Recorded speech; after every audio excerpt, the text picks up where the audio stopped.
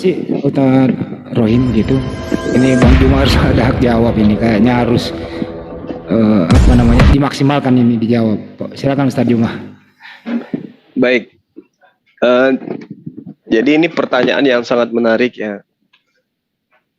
Ketika kemudian Al-Qur'an menerangkan kepada kita ya, fa in kunta fi syakkim mimma anzalna ilaika fas'alil ladina yaqra'u. Berarti orang-orang terdahulu itu mengetahui ya, mengetahui bahwa Rasulullah Muhammad SAW itu memang sudah dinubuatkan. Lalu kemudian Allah kembali berfirman kepada Rasulullah, jika antum berada dalam keraguan-raguan tentang apa yang kami wahyukan kepadamu, maka tanyakan kepada orang yang membaca kitab sebelummu. Mungkin dalil itu ya Ustadz. Kalau nggak salah di surah Yunus 94 ya.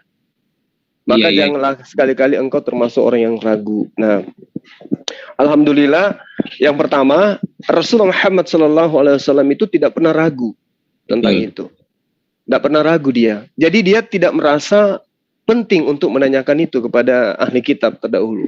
Betul. Jadi ketika ada seruan kemudian tanya kepada mereka ketika kamu ragu tentang apa yang kami wahyukan, alhamdulillah Rasulullah Muhammad SAW itu tidak pernah ragu sama sekali. Sehingga tidak ada satupun riwayat ya yang kemudian menceritakan kepada kita Rasulullah Muhammad SAW itu mentadaburi, mengkaji atau menelaah Taurat ataupun Injil demi mengetahui apa betul saya pernah diterangkan di kitab-kitab sebelum yang diwahyukan kepadaku. Itu yang pertama.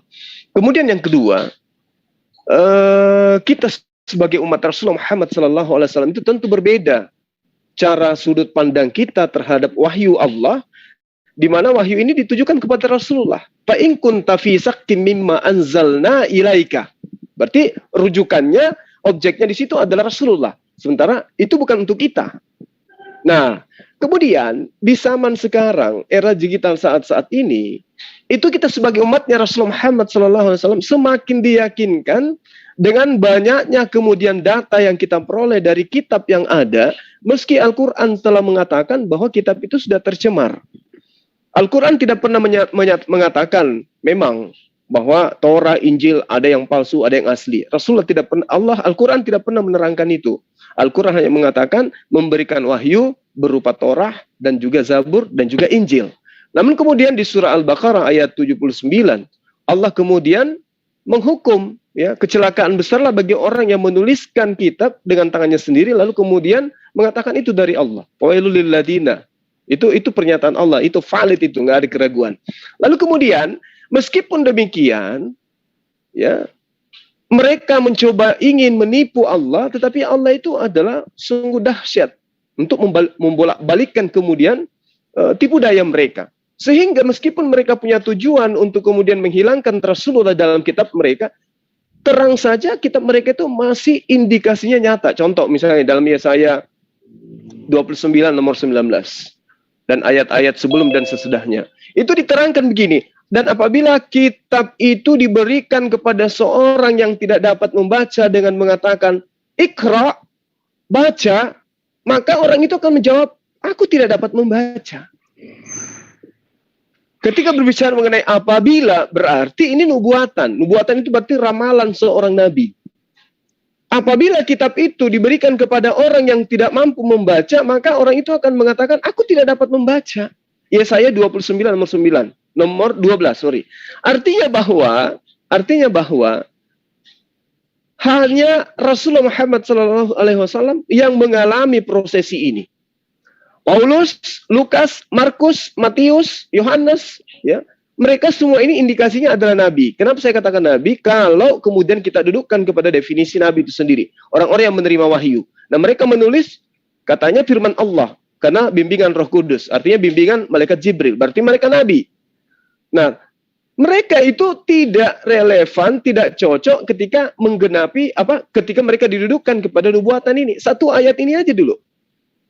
Maka orang-orang di luar sana akan kelimpungan mencari siapa oknum yang kemudian diberi kitab, kemudian oknum itu mengatakan aku tidak dapat membaca. Tidak ada. Sehingga ini indikasinya kuat. Terlepas daripada Rasulullah Muhammad SAW tidak pernah ragu, Rasulullah Muhammad SAW tidak pernah bertanya, tapi kita umatnya Ya, dalam dunia apologet itu memahami bahwa Rasulullah Muhammad SAW memang sudah dinubuatkan di dalam kitab mereka, meski yang tersisa sekarang hanyalah merupakan remah-remah dari kitab yang sesungguhnya. Saya kira begitu, Ustaz. Makasih. Iya. Kalau di sini mengatakan begini,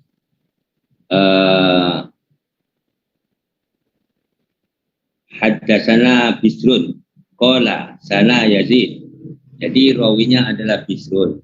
Nah, Bisrun berkata di sini apa itu balagona anna Rasulullah sallallahu alaihi wasallam qala la asuku wala as'alu. Aku tidak ragu dan aku tidak bertanya. Tapi inti permasalahan saya di sini ialah falamma ja'ahum ma'arafu kafaru bihi ba'duhum wa amana bihi min ba'dihim. Ketika sifat-sifat atau orang yang mereka telah mengenal, rupanya Rasulullah yang tertulis di dalam kitab mereka, ketika sesuatu yang mereka kenal datang, maka sebagian beriman dan sebagian tidak beriman.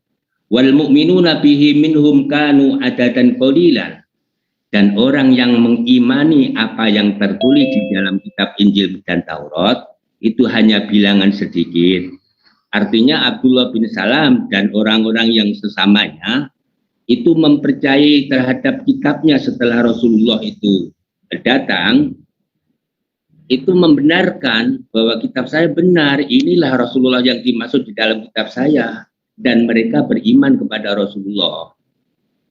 Pertanyaanku, Injil dan Taurat yang masih mencatat itu masih ada apa enggak? Gitu.